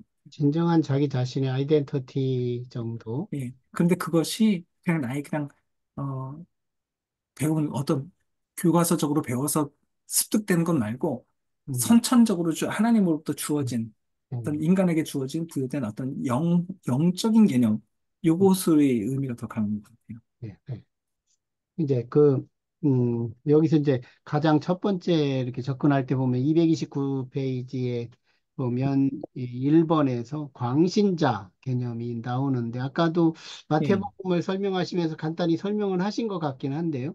이 예. 광신자 개념, 이게 나 혼자 이렇게 어떤 하나님의 음성을 좀 들었다. 이렇게 생각을 하고 있는데, 예, 예, 맞아요. 그러니까 예, 왜냐면 그래서 말하는 그러니까 그 뒤에도 광신의 본질이라고 하는 설교가 있어요. 근데 요거, 요게 원문이 좀 다를 거예요. 잠깐만요. 제가 원어를 좀 찾아볼게요. 왜냐하면 이거 좀 구분을 좀 할 필요가 있습니다. 음, 잠깐만요. 어, 제가 지금 영어 원문을 좀 찾아서 조금만 기다려 주세요. 존 웨슬리, someone이, 예, 웨슬리, 이게 스탠다드 서먼, 예, 10번에, 이게 1번이죠. 잠깐만요. 제가 영어로 잠깐만 살펴볼게요. 광시, 1번에 1번, 네. 가만있어 보자. 네, 1번에 1번 나오죠. 예. 잠깐만요. So how many mistakes the voice of the enemy witness the spirit God has personality there's a true property. 예, 여기 보니까 enthusiast라고 나오네요. 네. 그러니까 그런데 요 그러니까 enthusiast 그러니까 enthusiasm이라고 하거든요. 영어의 원문에는.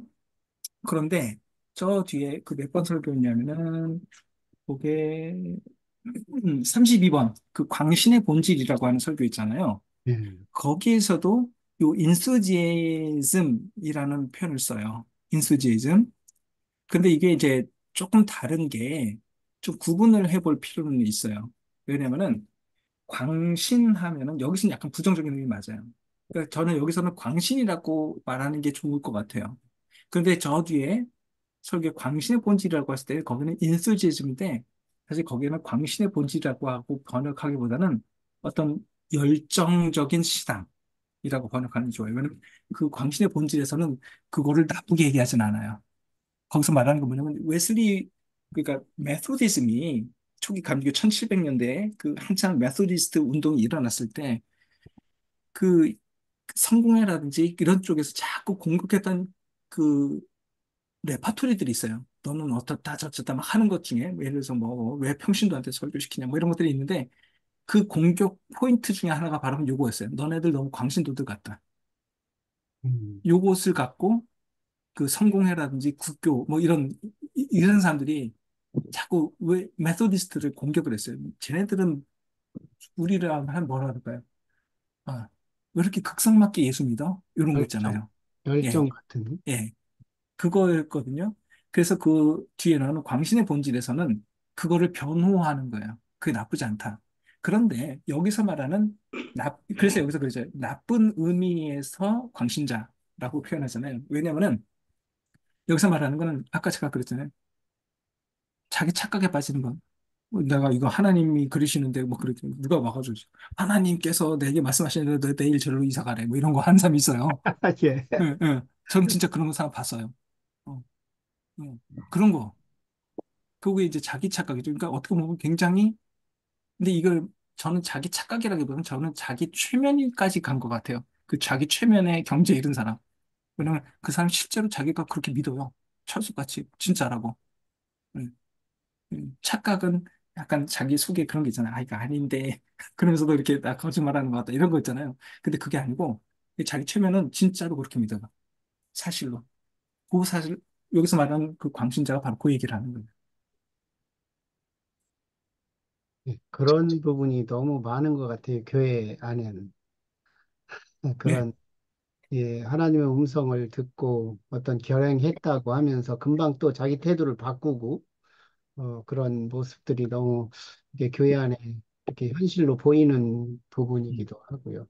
음. 네, 네, 오늘, 여러 가지, 예, 예, 우리 양찬목 목사님, 예, 예, 제가 중간에 들어와가지고 제가 제대로 질문하는 건지는 잘 모르겠는데 네, 거듭남이 그러니까 거듭남에서부터 열매 맺는 것까지 이게 한 번에 동시에 일어나는 건지 아니면 거듭난 것 따로 열매 맺는 삶을 살기 위한 다른 훈련들이 필요한 건지 그게 좀 궁금하거든요.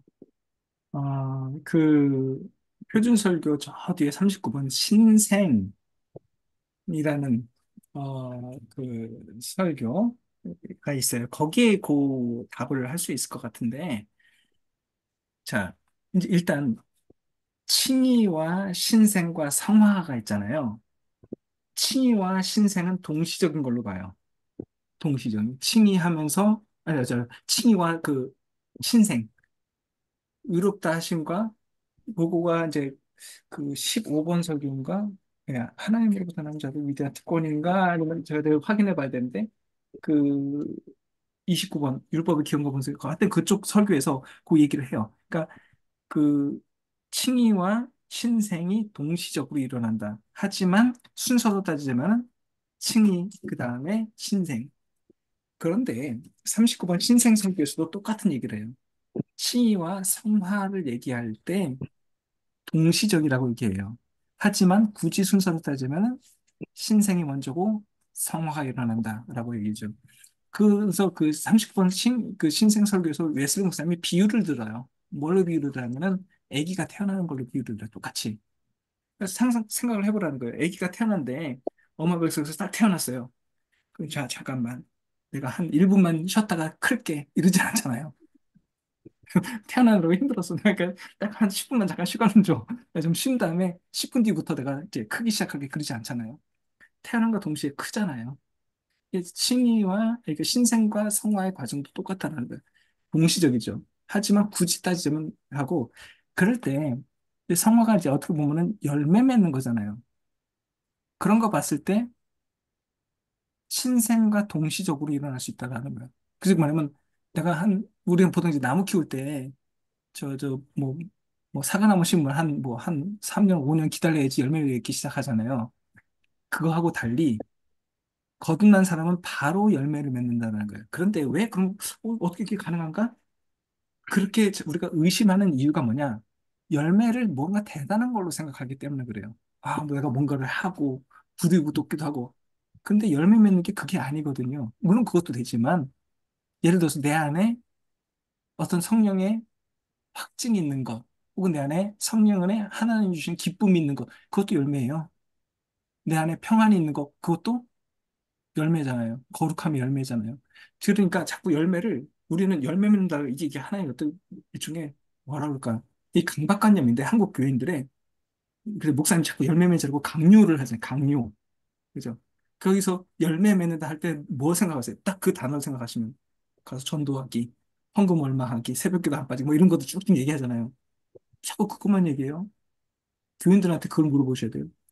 당신의 안에 하나님 주신 기쁨이 있습니까? 평안이 있습니까? 만약에 예, 그럼 그게 열매 맺은 거예요. 그잖아요. 보세요. 성령의 열매 가운데 쭉 보세요. 희락이 있잖아요. 화평이 있고 평화가 있고 평안도 있고 그것도 성령의 열매잖아요. 그렇기 때문에 그런 차원에서 봤을 때 동시에 일어나요. 거듭나는 순간부터 그건 이미 생긴다는 거. 열매를 맺기 시작합니다. 그러니까 사과나무가 달라요. 되셨습니까, 양 목사님?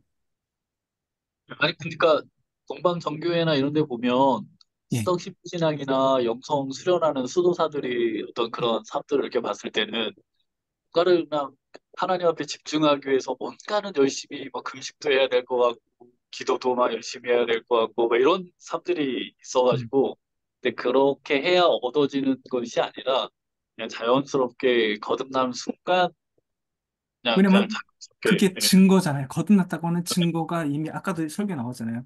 그 안에 평화, 평안, 기쁨, 그거 증거잖아요. 그 열매잖아요.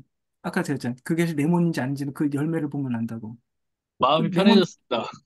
예, 되셨어요? 예. 네. 저, 그러면, 참고로 양 목사님은 제 제자입니다. 그러세요. 예. 저기 뭐야, 그러고 보면서도 이렇게, 물론 이게 우리 증거가, 우리 자신이 증거하는 거 있고, 또, 아까 이렇게 세 가지 이 모습이 있는데, 이게 그 열매가 영적인 어린아이, 그리고 영적인 청년, 영적인 장년, 이렇게 성장의 과정을 고린도 교인들에게 바울이 설명한 그것에 따라서 본다면 그 열매의 정도는 점진적인 요소도 있지 않을까? 이제 그런 생각이 드는데 교수님은 어떻게? 점진적, 어, 점진적이라고 하던 게 자꾸 우리는 뭐라고 열매 맺는다 그러면은 자, 이때 점진적이라고 하는 개념이 생기는 이유 중에 하나가 뭐냐면 자, 예를 들어서 저희 집에 이제 무화과 나무를 키우는데 무화과가 열렸어요. 무화과는 되게 처음에 요만하죠. 음, 근데 점점 커요. 그러면은 무화과가 요만큼 했을 때 요거가 우리는 뭐라고 얘기하죠? 무화과가 달렸다라고 얘기하지 저거는 무화과도 아니요. 이런 얘기는 안 해요. 그러게요. 그죠? 무화과가 저거는 예를 들어서 저건 뭐, 응? 뭐, 응? 저 무화과나 여기 뭐가 이렇게 요만큼 나왔는데 그거하고 딸기가 달렸다고 얘기 안 해요. 우리는 무화과가 달렸다고 얘기해요. 그죠? 그럼 이렇게 커졌어요. 그럼 우린 그거 갖고 뭐라고 얘기해요? 그것도 여전히 무화과가 달렸다고 얘기해요. 그 자꾸 그 지금 이 목사님 말씀하시는 것에는 어떤 그 강박관념이냐면 저거는 무화과가 아니요. 이거는 건 무화과가 아니고 무화과라고 뭐 좀 이름 좀 깨나 붙이려면 그래도 적어도 한 이만큼은 해야지 라고 하는 것이 있다라는 거예요. 그러니까 이게 일종 자꾸 우리가 한국 교회가 이게 전 그 생각도 해요. 이건 한국인의 특징인가 이런 생각도 해요. 왜냐면 한국인들은 성과주의를 그렇게 강조하잖아요. 뭘만큼 성과를 만들어냈느냐. 그러니까 뭐 요만큼 했다 그건 한 거 아니요. 적어도 이 정도는 해야지 한 거다라고 얘기한다. 근데 이게 그러다 보니까 이게 자꾸 어떤 강박관념 혹은 압박을 느껴요. 스트레스 받고 그러니까 예수 믿는 게 피곤해져요. 그러니까 한국 교인들은 아마 제일 스트레스 받으면서 예수 믿을 거예요. 전 세계 교인 중에. 근데 왜냐면 그게 그 목사님 책임도 커요. 자꾸 그걸 강요하잖아요. 그럼 너는 요만큼 믿은 거 갖고 야 그건 믿음이라고 하지 마. 이렇게 얘기거든요. 사실 그건 마귀가 하는 소리잖아요. 제가 지난번에 불꽃 얘기 말씀드렸잖아요. 촛불과 산불과 집에 나온 불 얘기했잖아요. 마귀가 자주 하는 말이 뭐라 그랬잖아요. 뭐라고 그래요? 촛불 보고 넌 불도 아니요. 이게 마귀가 할 소리, 마귀 소리. 근데 자꾸 목사님도 자꾸 그런 소리 하시면 안 되죠. 음. 마귀가 그래도 아니야, 넌 불 맞아. 이렇게 얘기하죠. 음. 네, 잘 알겠고요. 우리 오늘 어, 어디 계시죠? 우리 양 목사님. 양 네, 목사님, 오늘 좀 마무리 기도 좀 해주시고, 오늘 질문해 주셔서 너무 유익했고, 너무 좋았습니다. 네, 우리 한번 마지막 기도 좀 양 목사님 해주시고, 예. 마무리 하도록 하겠습니다. 하나님, 하나님의 뜻이 무엇인지, 또 하나님의 자녀가의 삶이 무엇인지 너무나 알고 싶고, 또 끊임없이 탐구하는 가운데 있습니다. 아멘. 말씀을 우리가 함께 나눌 때에 그 말씀이 우리의 삶이 되어지고 우리의 인격이 되어져서 하나님의 자녀답게 이 땅에 하나님의 살아계심을 나타낼 수 있는 하나님의 자녀들이 되어줄 수 있도록 그리고 교회들이 되어줄 수 있도록 성령께서 함께하여 주시옵소서. 아멘. 예수님의 이름으로 기도드립니다. 아멘. 고맙습니다. 오늘도 감사합니다. 우리 양재훈 교수님 아주 열강해 주셨고 또 많은 우리 인사이트를 많이 선물해 주신 것 같습니다. 오늘 너무너무 수고하셨고요. 다음 주 우리 7월 30일 날 또 월요일 날 화요일 날 뵙도록 하겠고요. 우리 교수님 뜨겁게 박수하고 마무리하겠습니다. 고맙습니다. 감사합니다. 네. 다음 주에 뵙겠습니다.